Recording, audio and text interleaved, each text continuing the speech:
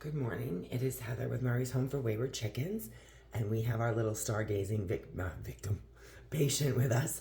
And I'm going to show you the vitamins that we've been using. I went back and read the emails from Dr. Jang at Cornell for the last chicken that we had that had stargazing, and the polyvisol helps initially, but it's expensive and it gives them a lot of vitamins, some of them that they don't need, and not enough of the specific vitamins that they need. So I'm going to show you, excuse me, what we've done. We purchased Nature Made B12, Spring Valley B1, and Spring Valley Vitamin E.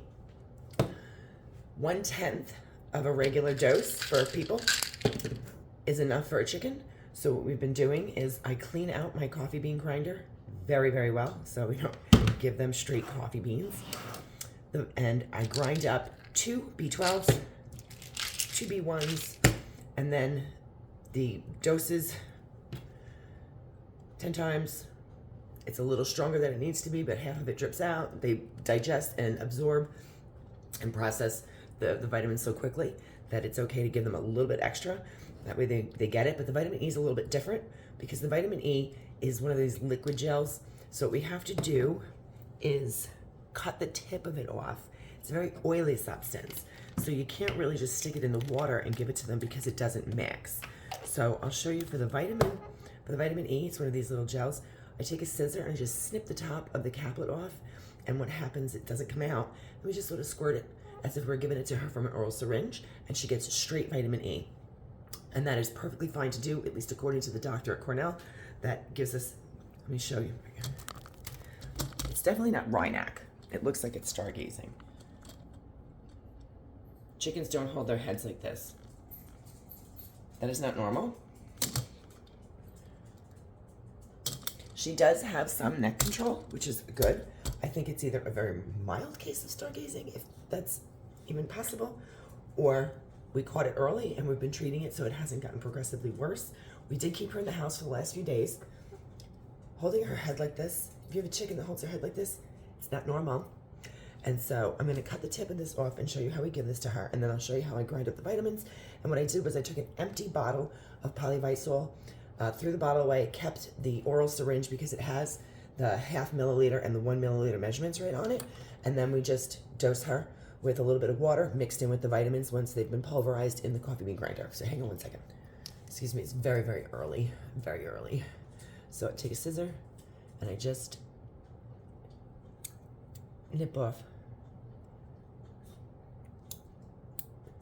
There it goes. I guess, yeah, just enough that it leaks out. Come here, little girl. Oh, okay, okay, yeah.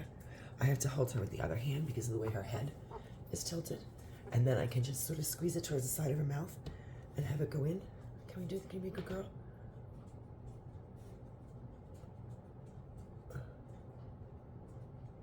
Oh, good girl. Drink that. There you go. Oops.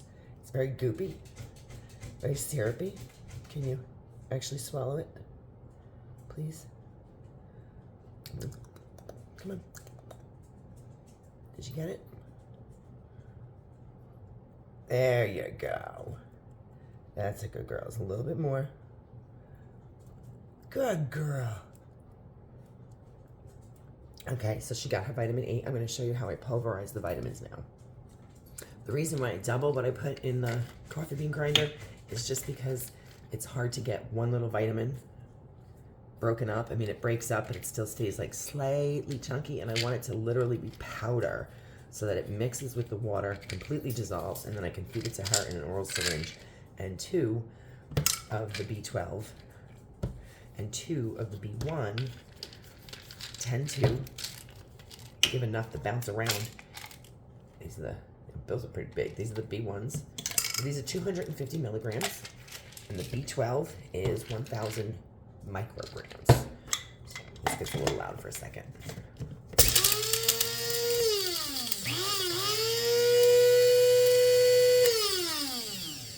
Okay.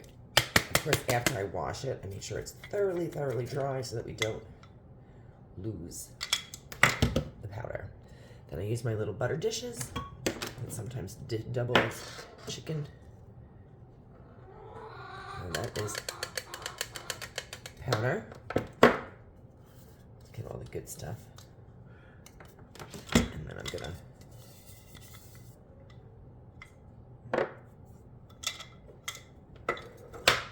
so that is it's 4 pills, 2 B12s, 2 B1s. Then what I do is it comes down to about 10 eyedroppers so that it's 1/10 of the dose. And I use a tiny little egg beater that I have, this one, to just mix it up. It's a pretty pink color. Makes it really, really good. And then this is enough of a dose for her for like 2 days because we give it to her twice a day. And I use 2 dropperfuls because she only gets about 1 with what she spills. I really wish Mother Nature would be kinder to me. Okay. Now that is all mixed into a pretty strawberry liquid, and now I'm going to feed it to her. And the reason why we started doing this is because after speaking with the avian vet, good girl, the Polyvisol runs about $9 to $10 for a bottle, which is great for a quick emergency. But to give her the specific vitamins she needs, B1, B12, and vitamin E, which is what the cause of stargazing is, it's a deficiency. We have to figure out where the deficiency came from because she's getting the same food as everybody else. So does she have a genetic condition? Is there something else wrong? Is there something wrong with the food? She's being a good girl and drinking this. And so when we purchased the vitamin E, the vitamin B1 and B12, I want to say that they were like between $2 and $4 per bottle. And you get 100 tablets of B1, 60 lozenges of the B12, and 100 of the soft gels for like maybe $10 total. Now, that's going to last us months and months and months. It costs so much less, and they're getting the straight vitamins specifically that they need versus giving them, vitamins that may not help. Now, it's not going to hurt them, but the Polyvisol is so expensive, and it works great in a very fast emergency. But in the meantime, may as well just give them exactly what they need, especially if it saves us money. Get a little more of that? See, I fill the dropper all the way to 1 milliliter, but it doesn't really matter because she's only getting like half of it because she's spilling it everywhere, and I'm squirting it all over the place, so I have a mess to clean up. See how she can't hold her head? Can you get a little more of that? There you go. I do want to put her back out in the barn today. Normally, if they have stargazing, we have them in the house. We had stargazing with a chicken that couldn't hold her head up. Her head was completely turned upside down for a month. You guys saw that in the videos previously. She is not in as bad a position. She can pretty much hold her head up. She can forage. She's just slightly off kilter with her neck. I'd like to see her. I don't want her to have to reacclimate. We just got them all acclimated with the big chickens, and I don't want to have her reacclimate with them and lose her place in the flock.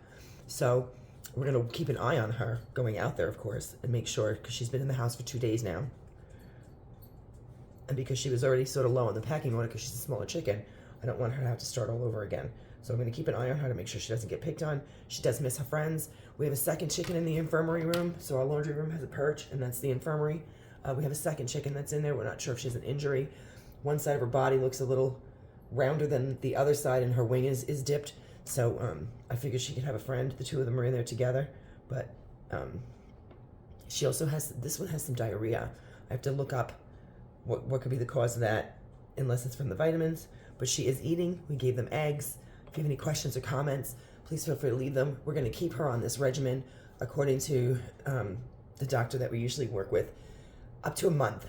Even after the stargazing goes away, you have to continue them on the vitamin supplement because it can come back. We need to get the vitamin regulated in her body, and then figure out also what's missing in her food, or talk to the regular vet about a possible genetic issue. There's no reason for her head to be like this. It shouldn't happen. If you guys have questions or comments, please feel free to leave them. If you want to hit like and subscribe, we would love that. And it's New Year's Eve. Happy New Year's.